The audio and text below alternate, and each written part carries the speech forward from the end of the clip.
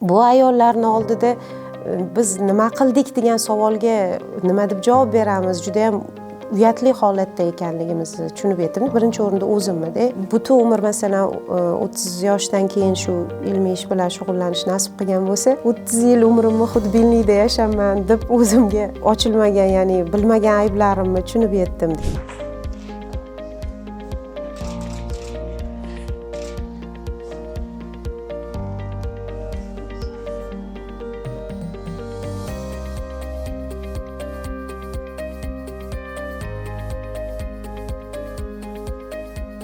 Taklif uchun rahmat.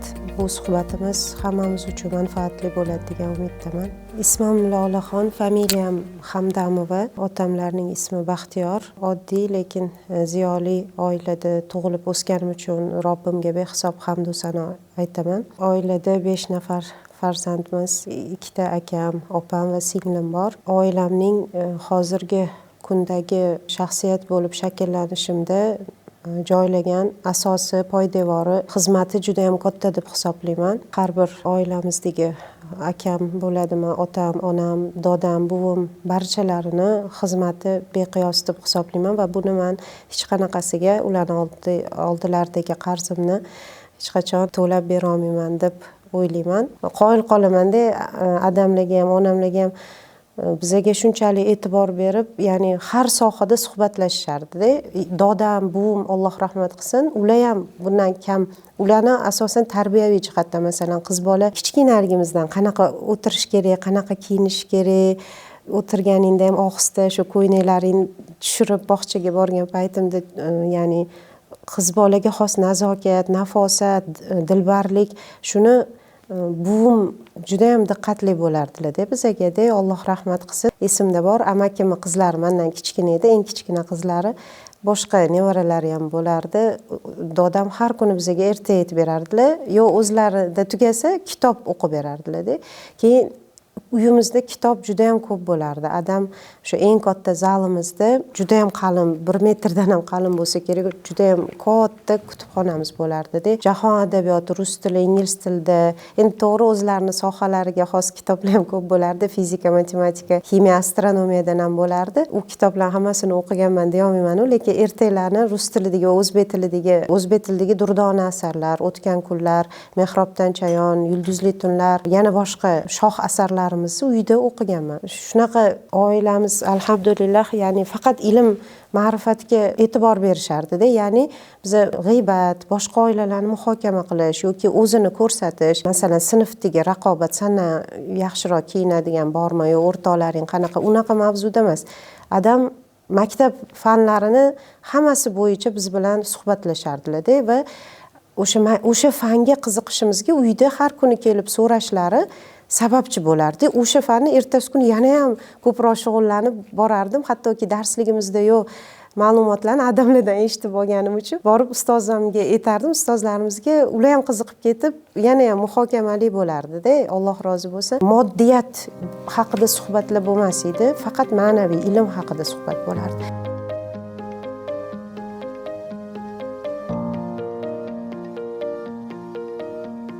Alloh taolo 3 nafar farzand bilan ham siylagan, o'ziga behisob hamd bo'lsin. Eng katta farzandim qizim, undan keyin 2 ta o'g'lim bor va ular ham Alloh taoloning fazli marhamati bilan aql zakovatli, qobiliyatli bolalar desam mubolag'a bo'lmaydi. Men qancha ularga e'tibor bersam, qancha ular bilan shug'ullansam, yana shuncha ko'proq ochilmagan qirralari ochilib ketaveradi. O'zi balki barcha farzand shunaqa bo'lsa kerak. Balki ba'zida biz farzandlarga yetarlicha e'tibor bera olmaganimiz uchun o'zimizni farzandimizni qanaqangi dur gavhar, javohir, qimmatbaho Alloh taoloning ne'matligini bila olmay qolarmiz. Balki men farzandli bo'lganimdan keyin shu farzandlarimning tarbiyasi bilan shug'ullanish, ular bilan dars qilish menga juda ham katta zavq bag'ishlaydigan mashg'ulot bo'lgan. Hali ham buni yaxshi ko'raman. Turmush o'rtog'im ham ko'proq tabiat qo'ynida, biz o'zi har doim ham xoh mashinada bo'lsin, xoh uyda bo'lsin, bolalarimiz bilan suhbat qurishni juda ham yaxshi ko'ramiz. Eng zavqli har kuni bo'ladigan mashg'ulot. Mendan ham ko'ra ko'proq xo'jayinimning mehnatlari ko'p deb bilaman. Chunki bolalarim ham maktabda shu a'lochi faol o'quvchilardan hisoblanishadi va maktab fanlariga muhabbatlari kuchli, qiziqib o'qishadi. Ko'proq endi bunda mendan ko'ra xo'jayinim mehnatlari ko'p deb hisoblayman, tan olishim kerak, chunki ular ham mana shu maktab har qanaqa fan bo'lsa o'sha haqida suhbatlashadi. Aniq fanlar fizika, ximiya, matematika, astronomiya shular haqida bolalarimiz bilan suhbatlashadilar. Ko'p bilim beradilar, ularni dunyoqarashini oshiradilar.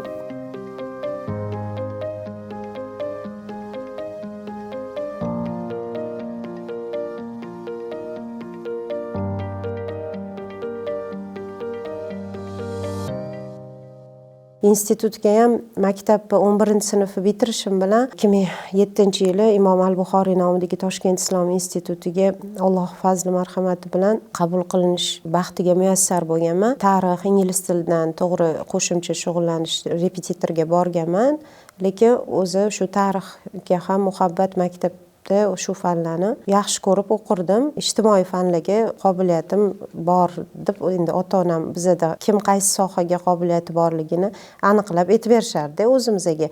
Sen matematika bilan shug'ullanganda aniq fanga qobiliyat bor, sen gumanitar fan bilan mana shunaqa. O'shanga men o'ylayman, ota-ona farzandga yo'naltirib yordam berib, oilada o'sha maktab fanlari haqida ko'proq suhbatlashish kerak. Bola o'z-o'zidan muhabbat paydo bo'lib qolmaydi-ku. O'zimda boshimdan o'tgan bo'lganligi uchun, tajribada hayotimda shunga guvoh bo'lganim uchun ham ko'pchilikka shu tavsiyani beraman-da. Va har bitta ota-ona o'zi asosan jamiyat shakllanishida ma'naviy, ya'ni moddiyatga emas, ma'naviyati boy, ma'naviy boy avlod shakllanishida oila birinchi o'rinda-da. Va juda ham afsuslanaman-da, hozir oilalarni ko'pini ko'raman, to'g'ri o'zimni fikrimni bildirib, ularga birovning ishiga aralashmay deb indamay ketaman, lekin juda ham achinarli holatlarni ko'cha-ko'yda yurganimda xafa bo'laman, dilim og'riydi bu narsadan. Shuning uchun ko'cha-ko'yda ham imkon qadar birovga qaramasdan kitob o'qib yurishni afzal ko'raman. Mana bitta misol, o'zi aslida bunaqa misoldan juda ko'p. Ayollar, mana xabaringiz bor, 4 yil Turkiyada yashadim. 4 yildan keyin keldim. 4 yil davomida farzandlarim bilan, ular kichkina bo'lganligi uchun kelib ketish qiyin bo'lganligi uchun kela olmadik O'zbekistonga. Kelganimdan keyin juda ham katta farq ko'rindi yomon tarafga. Ayollar so'kish holati oldin men uncha guvohi bo'lmas edim-da. Erkaklarda bo'lar, dilim ozorlanardi. Allohga shukr, otamdan ham, xo'jayinimdan ham hech qachon men unaqa so'z, akalarimdan ham biz oilada eshitib katta bo'lmaganmiz-da. To'g'ri, balki ba'zi oilalarda odatdir, lekin bu juda ham yomon odatda. Eng achinarlisi, ayollarda so'kish holatini ko'p ko'radigan bo'ldim-da Turkiyadan kelib. Qulog'im ozorlanib ketadi, yana yonida bolasi bor.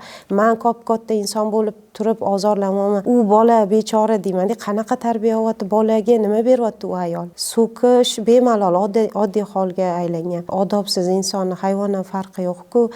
Ayniqsa ona agar odobsiz bo'lsa, tiliga e'tibor bermasa, u bolaga achinaman. Men qanaqa bola bo'lib shakllanishi mumkin? Chunki mana tadqiqotlar natijasida o'zim ilmiy ishim shu ayollarga xos bo'lganligi uchun yana ham chuqurroq o'rganishni Alloh taolo nasib qildi. Farzandlar ota-onaning gap so'zidan ham ko'ra harakatidan shaklanar ekan-da. Ota o'zi chakib turib, bolam chakma degani bilan foydasi yo'q. O'shaning uchun ota-ona aslida gapirmasa ham xatti-harakati bilan o'zi shakllantirib qo'yish mumkin-da, oson bu narsa. Chunki Alloh taolo har bir farzandni sof fitratda yaratadi-da. Bu hadisda ham, Qur'onda ham bemalol isbot dalillari bor. Biz o'sha sof fitrat, ya'ni tarbiyalashimiz agar Alloh buyurgan tarbiya bilan tarbiyalasak, qiyinchilik bo'lmaydi. Chunki haqiqiy tarbiyalovchi zot bu Alloh taolo-da. Faqat biz qo'limizdan kelgan harakatni qilsak kifoya-da.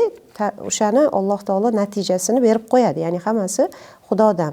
Biz qanchalik ilm-fandan, kitob o'qishdan, mutolaadan uzoqlashar ekanmiz, borgan sari hayvoniylashib borish holati mana tarixda ham buni guvohi bo'lganmiz va hozir yana shunaqa holatda, nozik davrda turibmiz. Hozir biz tushunib yetmasak, chunki bizning ustozlarimiz aytishadi-da, oldin birinchi renessans bo'lgan va bu narsa bo'lishi aniq. Chunki shunday ulamolar chiqqan tuproqdan, millatdan yana ulamolar chiqishi bu o'zi mantiqiy to'g'ri keladigan narsa-da.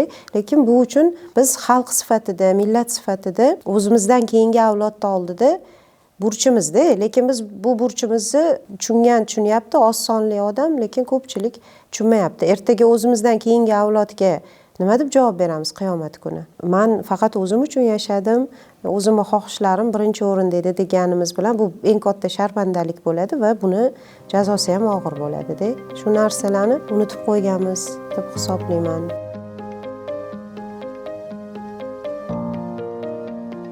Aslida magistratura bosqichida o'qishni ma'hadni bitirgandan keyin to'g'ri xohlardim, bu uchun harakat qilardim, lekin men bu narsa chet elda nasib qiladi deb umuman men uchun to'g'risi bu taraflamay kutilmagan holat bo'lgan. Alloh taoloning yana bir bora hayotimdagi juda ham katta ne'mati bo'lgan. Boshida anglamay shok deydi-ku, shunaqa holatda bo'lganman. Haqiqatda menga nasib qildimi, ishonishim qiyin bo'lganda va rostdan o'qib tugatishga xuddi tushuntirib bera olmayman. Ya'ni qila olarmikinman, rostdan menga nasib qilarmikin? Nufuzli oliygohga tavsiya qilishgan ustozlarimiz. Lekin hayron qolaman, yoshligimda keyin esimga tushdi. Hazrati kitoblarini o'qiganimda bu o'sha o'qigan joylari haqida Tripoli, Liviyadagi Islomga da'vat kulliyasi, bu qanaqa joylar ekan? Yoshligimda juda ham havasim, qiziqishim, ishtiyoqim yuqori bo'lardi-da. O'qiganimda boshqacha bir zavq bilan o'qirdim-da. O'sha nimaga havas qilsang Alloh shunga yetkazadi degan rost ekanda, keyin esimdan chiqib ketgan va o'sha kulliyani Istanbuldagi bo'limini tavsiya qilishganda, hujjatim topshirayotganda ham aslida ishonmaganman, lekin keyin qabul qilinganimda xo'jayinim bilan borganmiz. Bu joyi haqiqatda o'qib tugatish, dunyo tanigan nufuzli shayx ulamolar dars beradigan muassasa bo'lgani uchun men o'qishni muvaffaqiyatli tamomlay olarmikinman degan savol turardi. Men ya'ni shuni tugatish men uchun har bitta kunim, har bitta imtihondan keyingi holat menga katta ne'mat bo'lganda, chunki men o'tmay qolsam kerak deb o'ylardim-da, qo'rquv bo'lardi. Ma'haddagi ustozlarimiz tavsiya qilishgan, Odinaxon Muhammad Sodiq ustozga borishimni, ular magistraturada o'qiyotgan muassasaga topshirib ko'rishingizni tavsiya qilamiz, ustozdan maslahat oling deyishgan. Ustoz oldilariga kelganman, aytganman shunaqa niyatim borligini aytganimda, ustoz ham menga yo'l yo'riq ko'rsatib, juda ham ustoz tavsiyalari bilan o'z-o'zidan, ya'ni xuddi oson bo'ldi deb aytsam ham bo'ladi-da, yo'l yo'riq ko'rsatdilar, aytganlarini qilganman. Suhbat bo'lgan va suhbatdan o'tgandan keyin qabul qilindingiz degan xabar kelgan. Ustoz har doim kerakli maslahatni berib, siz ilm yo'lida bo'lsangiz, Alloh taolo o'zi sizni yo'lingizni oson qilib qo'yadi degan bebaho tavsiyalar bilan har doim qo'llab-quvvatlaganlar va o'shanda hatto hali o'qish boshlanmasdan oldin qabul qilinganimni javobi kelganini aytganimda, ustoz tavsiya qilganlar, mana shu mavzuda magistrlik dissertatsiyasini yozishni xo'p deb yozib olganman. U payt hali bu mavzu haqida tasavvurim ham yo'q edi, qanaqa muhim mavzuligi, uni ahamiyati. Xo'p deb shunchaki yozib olganman, lekin bu yo'lda nimalar qilishim kerakligini, nima kitoblar olishimni hammasini aytib berganlar-da. Ular aytganlaridagi bekamni ko'st qila oldim deya olmayman, qo'ldan kelgancha aytganlarini qilishga harakat qildim va kam bo'lmadim deb aytsam mubolag'a bo'lmaydi. Aytganlarini qildim. O'sha kerakli tafsirlarni olishni aytdilar, qanaqa uslubda o'qish, qanaqa tayyorgarlik ko'rish, nimalarga e'tibor berish, shularni hammasini Alloh rozi bo'lsin, umrlariga Alloh taolo baraka bersin. Odinaxon Muhammad Sodiq ustozamiz tavsiya berib yo'l ko'rsatib turganlar. Qur'onda zikri kelgan ayollar mavzusi. Va yana meni baxtimga u payt meni xabarim yo'q edi, aytmaganlar ham o'zlari radioda 1 yildan oshiq muddat davomida shu mavzuda ilmiy suhbatlar berganlar, ma'lumotlar. U ham menga asos bo'lgan, yordam bo'lgan va undan tashqari menga tanlangan o'sha mavzuda faqat nomlari bilan payg'ambarlar oilasidan zikr qilingan ayollarni ustoz tanishtirib, qaysi kitoblarda borligini aytib yo'l ko'rsatgan bo'lsalar, meni mavzuyimda yana ikkinchi qismi bor. Ikkinchi bobda shaxsiyatlarni ham ilmiy rahbarning tavsiyalari bilan ikkiga bo'lib, ijobiy va salbiy shaxsiyat, ayollar shaxsiyati va yana ikki jihatdan payg'ambarlar oilasidan va payg'ambar bo'lmaganlar shaxsiyatlar kimlar bo'lgan va yana ikkinchi bo'limi men uchun juda ham zavqli bo'lgan, to'g'ri qiyin, lekin uni qiyinchiligi ham lazzat deb hisoblayman va haqiqatda shunaqa bo'lgan. Sahobalar davrida shunday sahobiy ayollar, ular haqida oyat nozil bo'lgan. Endi bu qismlarini to'g'ri ilmiy rahbarim hammasi o'zi aslida mani mehnatim emas, shu ustozlarimni tavsiyalarini, ularni aytganlarini qildim va natijadan o'zim lol qoldim. Olgan manfaatim birinchi o'rinda eng katta manfaatni o'zim oldim. Aslida o'zi ayol kishi bo'lsam ham ayol shaxsiyati, ayol kishi kim o'zi, uni vazifalari nima, Alloh taolo ayollarni nega ayol qilib yaratgan va ularni insoniyat oldidagi vazifasi, shu narsalarni juda ham ko'p anglamagan narsalarim ko'p ekanda va ustozdan har dars qilganimda ichimda duo qilardim har doim. Allohim o'zing umrlariga baraka bergin, shunaqa yetakchi olima ustozalar ko'paysin, ustozdagi xolis haqiqatda kerakli tavsiyani, eng foydali tavsiyani beradigan olima ustozalarimiz xalqimizdan yana ham chiqsin. 37 million aholi uchun bu bir dona bunday olima ayol kamlik qiladi deb har doim haqlariga har dars qilib o'tirganimda men minnatdor bo'lardim. Chunki shunaqangi olingan foyda ko'pki, bir qanchasini mana hozir yozib qo'ydim. Mana payg'ambarlarning ayollari hech qachon bizga o'xshab nolib, to'g'ri ikkitasi salbiy shaxsiyatdagi ayollar bor. Nuh alayhissalom va Lut alayhissalomlarning ayollari salbiy shaxsiyat sifatida zikr qilingan. Ular ham nimasi bilan itoat qilishmagani, iymonsizligi bilan. Lekin bundan boshqa barcha payg'ambarlarning ayollari hech qachon men ro'zg'orim bor, men o'zim bola chaqam bor, meni vaqtim yo'q, ishim ko'p deyishmagan, haqiqiy fidokorlikni namoyon qilishganda, ular o'zlarini dardida emasligini guvohi bo'ldimda. Ular butun insoniyati dardida yashashganini endi aytishimiz mumkin. Endi payg'ambarlarning ayollarida deyishimiz har doim biz o'zimizga bahona topishga ustamiz-ku. Endi shunaqa deydigan bo'lsak, payg'ambar emaslar, ya'ni oddiy ayollardan ham borda qoyil qolganim, masalan, ismi bilan zikr qilingan payg'ambarlar oilasidan ikkita bo'lsa, payg'ambar emas oddiy ayollardan ham ikkita. Ya'ni mutanosiblikka juda ham ko'p. Qur'onning mo'jizasiga guvoh bo'ldim. Ayol shaxsiyatini Alloh taolo qanaqa aslida nozik xilqat, lekin agar tafakkurini ishga solsa, mas'uliyatni tushunib yetsa, ulamolarni tarbiyalashi, payg'ambarlarni tarbiyalagan shaxsiyat ekanliklarini va biz esa bu ayollarning oldida biz nima qildik degan savolga nima deb javob beramiz? Juda ham uyatli holatda ekanligimizni tushunib yetdim. Birinchi o'rinda o'zimda. Butun umr masalan 30 yoshdan keyin shu ilmiy ish bilan shug'ullanish nasib qilgan bo'lsa, 30 yil umrimni xudbinlikda yashaman deb o'zimga ochilmagan, ya'ni bilmagan ayblarimni tushunib yetdim-da. Ko'p holatda biz ko'pincha xudbinlik qilar ekanmiz-da, o'zimizni o'ylar ekanmiz-da. Vaholanki o'zi aslida ayol kishi butun jamiyatda, insoniyatda o'ylash kerak ekan. Turmush o'rtog'i qanaqa vazifada turishidan qat'iy nazar, jamiyatga turmush o'rtog'i ham ko'proq foyda bera olishi uchun ayol kishidan talab qilinadigan ishlar bor. Farzandlari ertaga jamiyatga kerakli shaxslar bo'lib tarbiyalanishi uchun ham ona sifatida qilish kerak bo'lgan vazifalar bor. Uning uchun avvalambor o'zini qanaqa muhim shaxsiyatligini tushunib yetish kerak ekanda ayol kishi. Endi payg'ambar emas oddiy ayollardan zikr qilingan shaxsiyatlar, masalan, ijobiy shaxsiyatlar juda ham ko'p, salbiy shaxsiyatlar ozgina. Bu ham quvontiradeganda, ya'ni Alloh taolo nima demoqchi? Juda ham ko'p bir ishoralar, ma'rifat, ilmlar ochilar ekanda. Qur'on bilan qancha ko'p shug'ullansak, Alloh taolo aytayaptiki, mana ayollarning ko'pi soliha bo'lishgan, ko'pi muhim vazifalarni bajarib ketgan ayollar bo'lgan, lekin ulardan o'jarlik qilib, eriga qaysarlik qilib itoat qilmaganlari ham bo'lgan. Ularni bu ishlariga nima sabab bo'lgan? Ya'ni xudbinlik qilishganlari, o'zini nafsini o'ylagani va hokazo o'sha ayblari ochilganda, ya'ni u ayblarni nima maqsadda? Sizlar e'tibor qilinglar, hozirgi zamon ayollari, sizlar ham shu ayblarga, kamchiliklarga yo'l qo'ymayapsizlarmi degan ma'nolar chiqib kelaverar ekanda. Albatta bu ish oxiriga yetdi deb aytolmayman. 100% dan faqat 30%ga ham bormaydi deb o'ylayman. Vaholanki 30 dan ortiq 40 ga yaqin shaxsiyatni o'rganishimizga muvaffaq bo'ldik ustozlarim bilan. Alloh taologa behisob hamd bo'lsin. Ilmiy rahbarim aytdilar, doktorlikda ham agar shuni yakuniga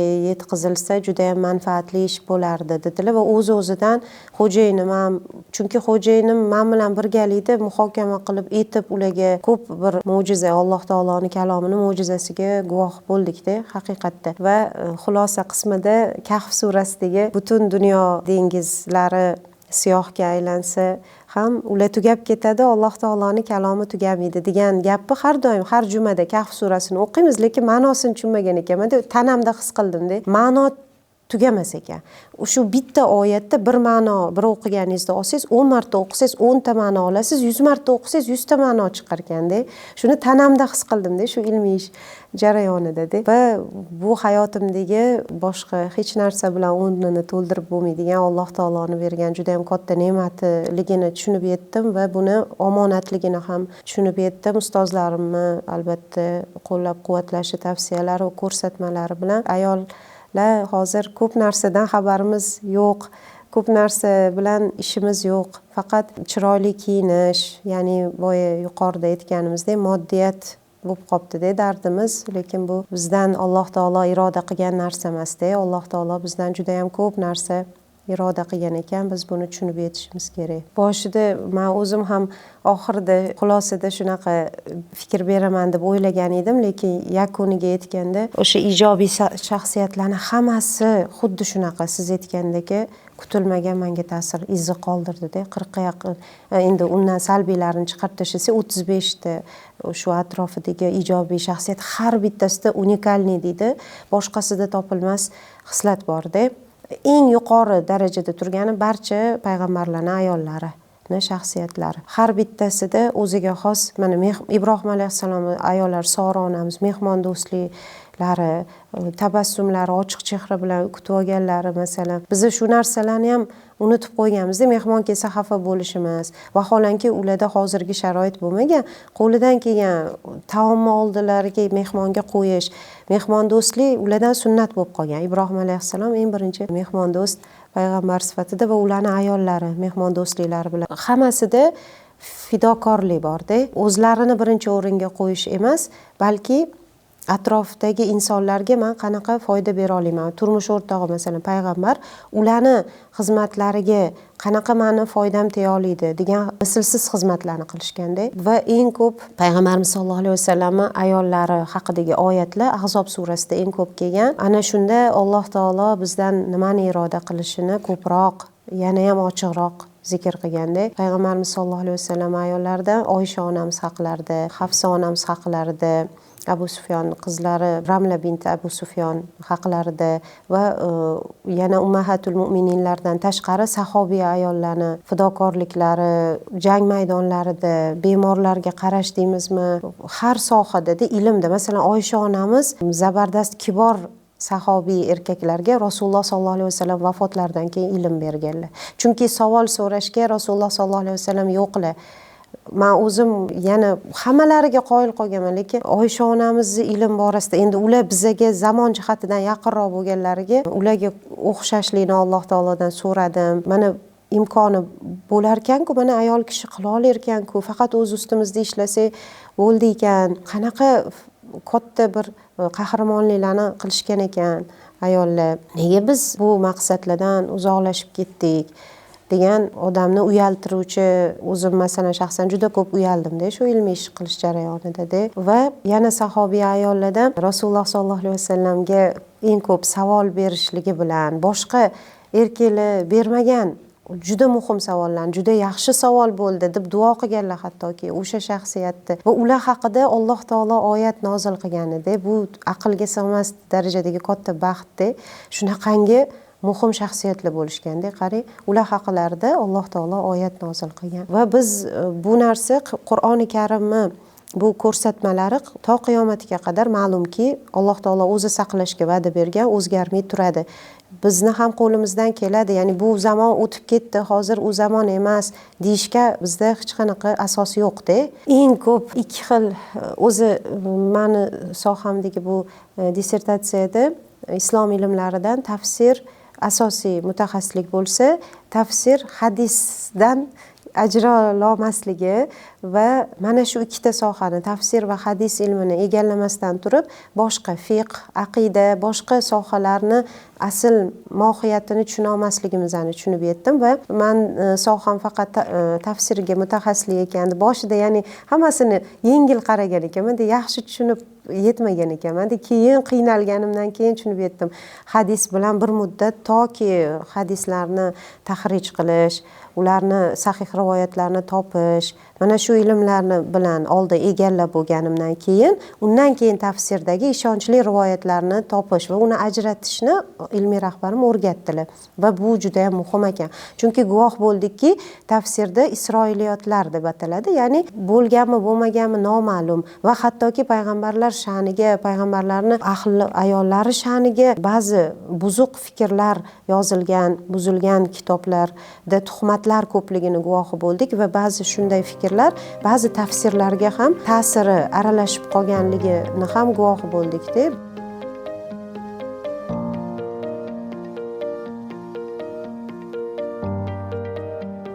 Ilm yo'liga kirgan ayol qizlarimizga bitta dona tavsiya beraman. Niyatni xolis qilib, xolis ustozni topib, mahkam tutib, ustoz aytganini qilish kerak ekan. Ba'zida ustozni talablari, buyruqlari g'ashimizga tegishi ham mumkin, yoqmasligi ham mumkin, lekin ustozlar bilib gapirishar ekan, bizadan ancha keng o'ylashar ekan, oldinni ko'ra bilishar ekan. Ustoz aytganini har doim qilish kerak ekan.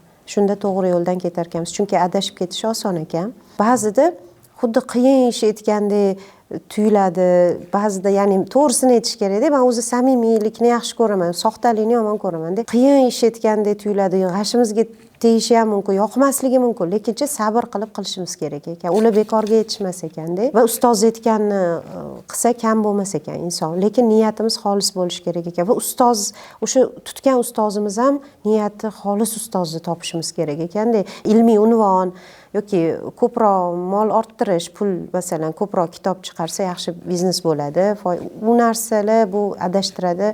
Bu yaxshi, bu jamiyatga foyda keltirmaydi. Jamiyatga foydali ertaga oxiratimizda hasanot mezonlarimizda bosishi uchun xolis ustozni topib, xolis ustozni aytganlarini so'zsiz bajarish, sabr qilish, tarbiyalarni olish. Ustozni tarbiyasini olmasa, adashish juda ham oson ekan. O'zim ham hali ham qo'rqaman adashgan bir noto'g'ri fikrga ketib qolish. Chunki ilm yo'lidagi ayol qizlarda-chi qiziquvchanlik ko'p bo'lishini o'zim boshqalarda ham ko'rdim. Chunki o'zimda ham shunaqada, har xil ma'lumotlarga qiziqib ketaman-da, shu haqida chuqurlashib, o'rganib kirib ketib qolaman-da.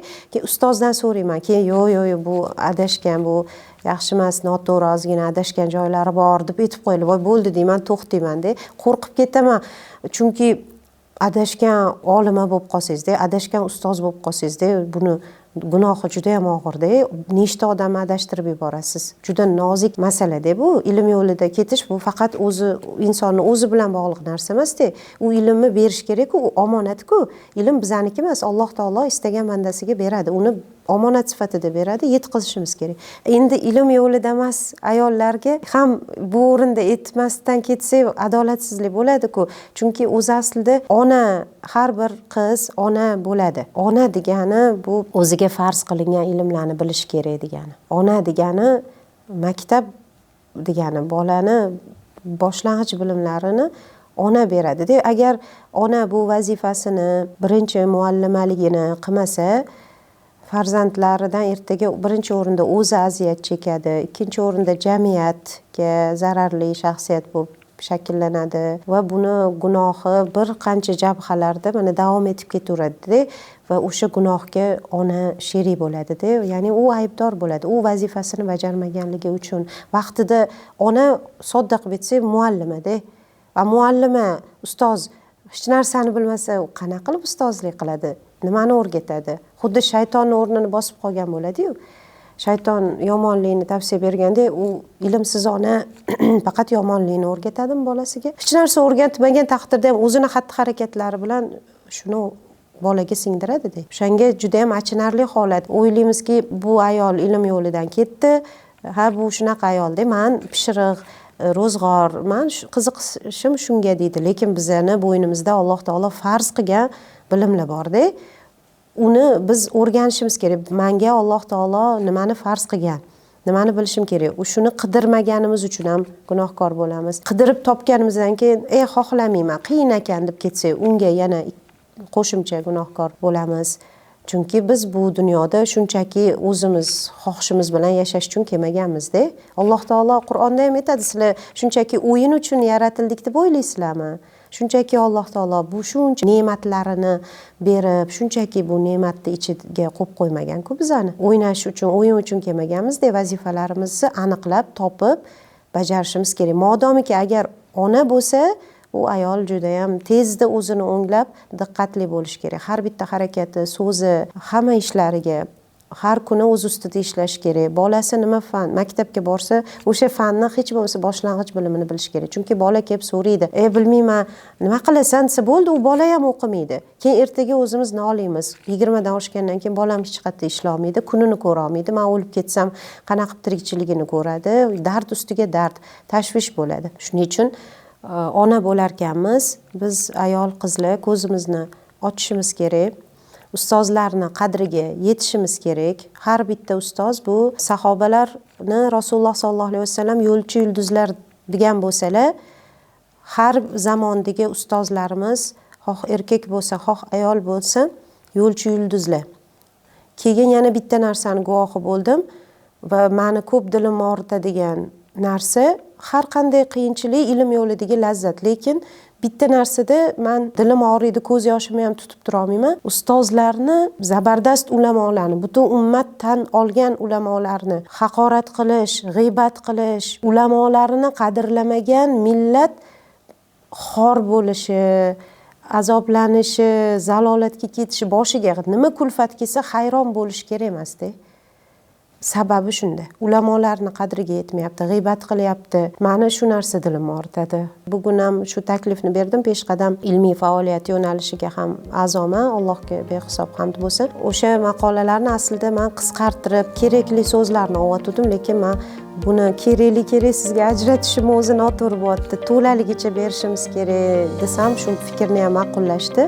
Inshaalloh Peshqadam ilmiy faoliyatida Hazrat rahmatulloh alayhni har bir o'sha bergan suhbatlari, muxbirlar bilan intervyulari shunaqa dolzarb savollarga, jamiyatdagi muammolarga yechimlarini aytganlar. Biz buni o'qib o'rganishimiz kerak va yana shuni o'qimagan xalqqa yetkazishimiz kerak. O'zimiz avvalambor mislsiz manfaatni, o'zim mana maqola yozish jarayonida juda katta foyda olyapman-da. Bu dunyoda foyda faqat oylik, ish maosh, pul bilan o'lchanmaydi. Aslida haqiqiy foyda bu ma'rifat, ma'naviyat. Shuning uchun ulamolarimizni, ustozlarimizni qadriga yetishimiz kerak deb hisoblayman.